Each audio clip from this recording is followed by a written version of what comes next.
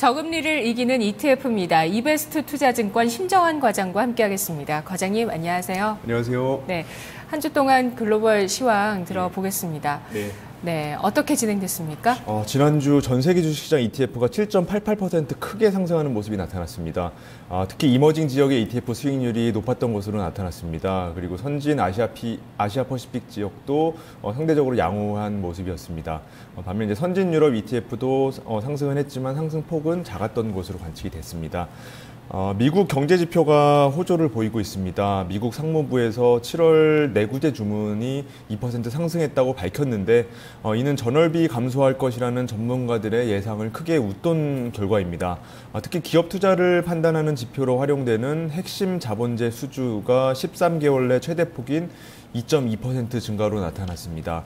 그리고 더들리 뉴욕 연방준비은행 총재는 중국 경제와 글로벌 금융시장이 비틀거리고 있는 가운데 9월 금리 인상 전망이 2주 전보다는 긴급한 필요성이 줄었다고 말해서 9월 금리 인상 가능성을 좀 약화시켰습니다.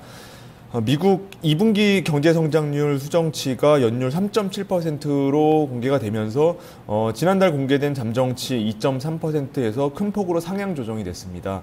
이는 전문가들의 예상치인 3.2%도 큰 폭 상회하는 수치입니다. 커먼웰스 파이낸셜의 최고 투자 책임자인 브래드 맥밀란은 오늘 GDP 데이터는 모든 글로벌 역풍에도 불구하고 미 경제의 펀더멘털이 강건하며 경제 성장이 지속되고 있음을 보여줬다고 말했습니다. 중국의 경우에 이제 정부의 강력한 부양 의지가 또 확인이 됐습니다. 지난주 25일에 중국 인민은행이 전격적으로 기준금리를 인하했습니다. 그러면서 투자 심리가 개선되고 중국 증시가 반등하는 모습이 나타났습니다. 그리고 또 인민은행에서 단기 유동성 조작으로 1,400억 위안을 은행에 투입하고 역환매 조건부 채권 거래를 통해서 1,500위안의 유동성을 공급한 것으로 알려졌습니다. 그리고 증권감독관리위원회가 소유하고 있는 중국 증권금융공사가 은행과 보험주를 매입하면서 증시 상승을 이끈 것으로 지금 보이고 있습니다. 네.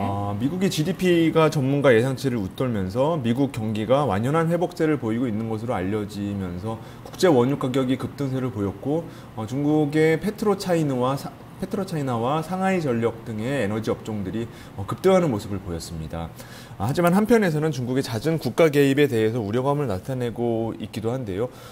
중국이 지금 주가 폭락을 방어하기 위해서 기준금리 인하, 직업준비율 인하, 그리고 지방정부 채권 교환 프로그램 확대와 양로기금 투자 계획을 공식화하고 해외 투자자의 부동산 규제를 완화하는 등 지난주에도 수많은 부양책이 지금 제시된 상황입니다. 네, 부동산 규제 완화 소식은 아까 우리 헬로 차이나 하기 전에 또 중국 출발 시황에서 들어봤었는데요. 네. 참 많은 정책들이 중국에서 지난 한 주 동안 나왔던 것 같습니다. 더불어서 기관 쪽의 자금까지 집행이 되면서 은행 보험주 중국 쪽에서 좋았던 것으로 확인이 되네요.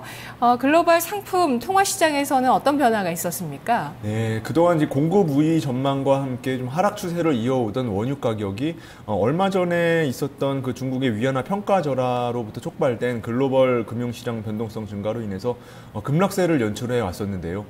지난주에는 그 과매도 판단에 따른 저가 매수가 유입이 되고 글로벌 증시 상승세와 이제 원유 재고 감소세가 확인되면서 쇼커버닝이 실행됐고 급격한 상승을 나타냈습니다.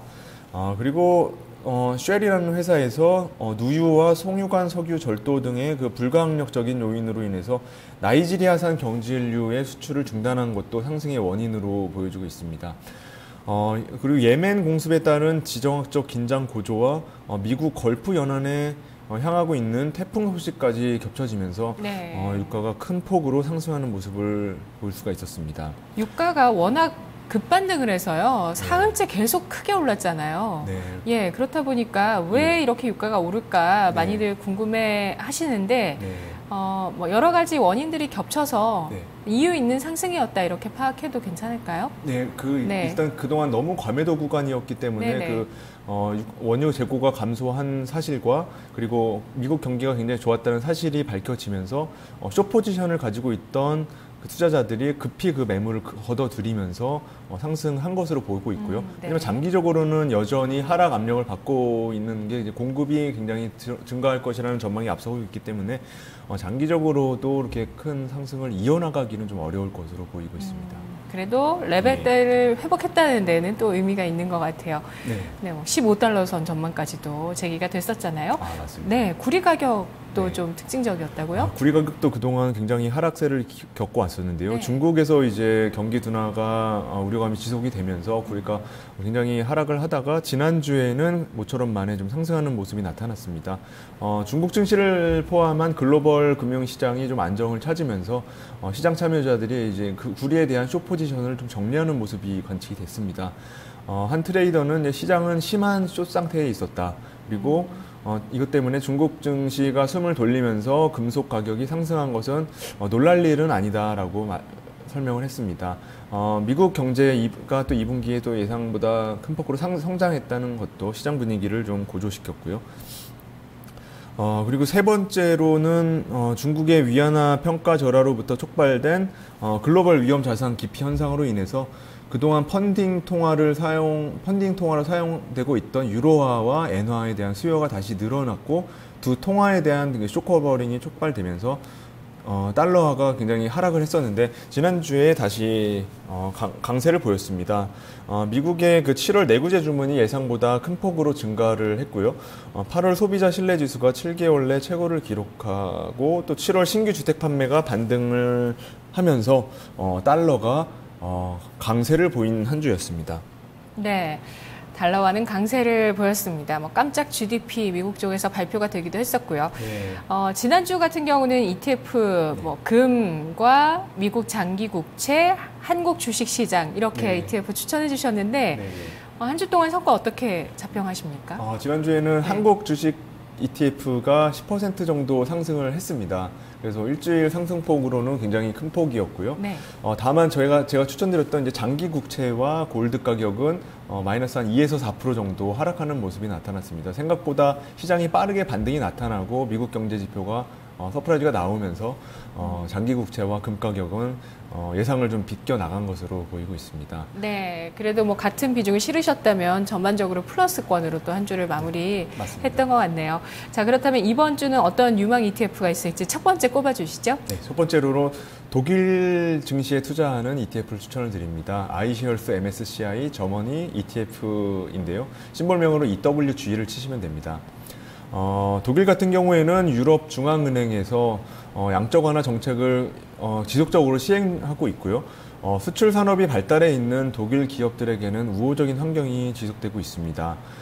그리고 지난주에 발표된 독일 IFO 기업 체감 지수와 소비자 물가 지수가 예상을 상회하는 것으로 발표된 만큼 경제 회복이 확인되고 있습니다.